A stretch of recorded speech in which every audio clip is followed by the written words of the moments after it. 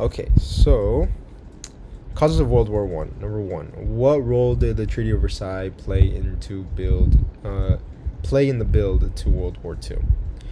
Well, when drafting the peace treaties that would ultimately end up be the Treaty of Versailles, all victorious nations, such as U.S., Great Britain, and France, would solely dictate the terms in which the losing powers will have to face during the war. After negotiations ended, the treaty resulted in Germany taking all the blame and repercussions for the war. This meant that Germany gave up territory, limited their army size, and overall decreased the power of the nation, causing the people to revolt and protest, seeing it as humiliating. That is when Hitler inspired the nation to act against the treaty, leading to World War II.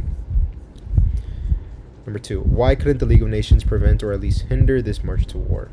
The League of Nations ultimately failed to achieve its goal of peace within those in the Union, as it required unanimous decision by all nations in order to take action against the rebelling country.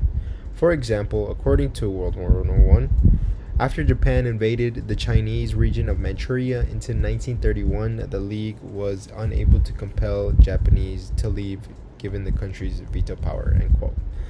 This lack of action due to a lack of interest of pursuing these threats made invasions more susceptible, leading to World War II due to this. Let's see. Number three, what made Hitler and the Nazi Party so appealing to the average German citizen at the time?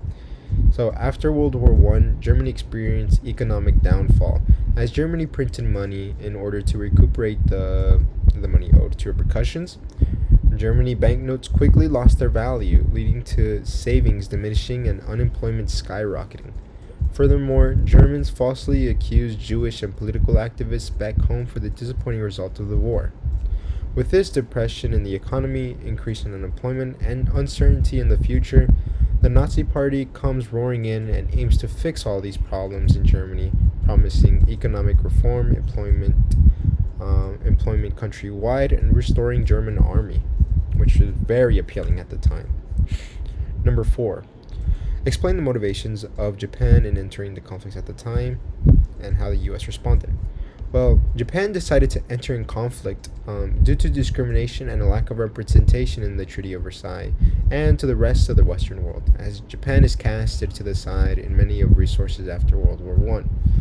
Japan had always wanted to gain imperial power and territory and found no better opportunity to further push that agenda than after World War I, where in 1931 Japan invaded Manchuria, serving as a buffer state between Japanese ideology and communism, along with providing resources that the island desperately needed.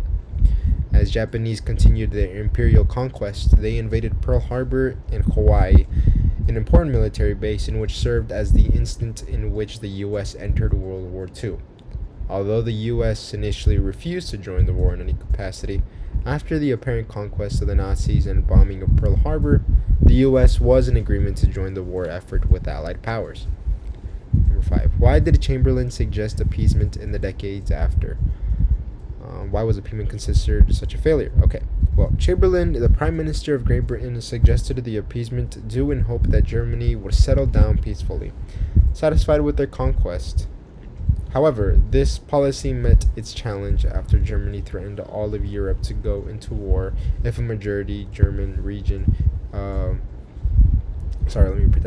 After Germany threatened all of Europe to go into war if a majority German region in Czechoslovakia was not awarded to them.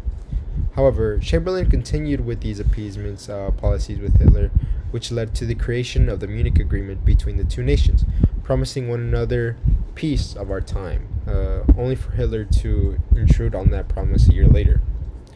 Number six, according to the article, was World War II inevitable?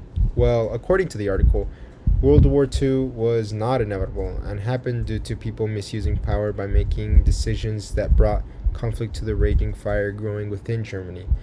The rise of radical nationalism, U.S. isolation, failure to maintain a global power balance, and the hopelessness in which grew inside Germany, Japan's ambitions in imperial conquest, and Italy's disappointment in the Allies' betrayal led to these nations growing revolt against the Allied powers, meaning that not one event can be seen as the root cause, meaning it would have been highly unlikely to have prevented the tragedy of World War II.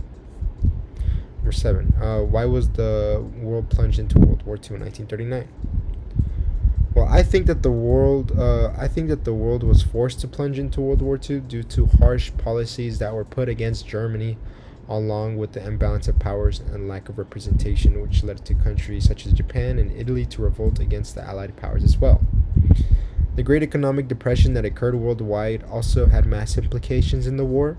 The U.S. was unwilling to deal with foreign challenges as they were succumbing issues of their own due to that Great Depression, leading to the Nazis being able to conquer without U.S. intrusion, forcing Europe into the war.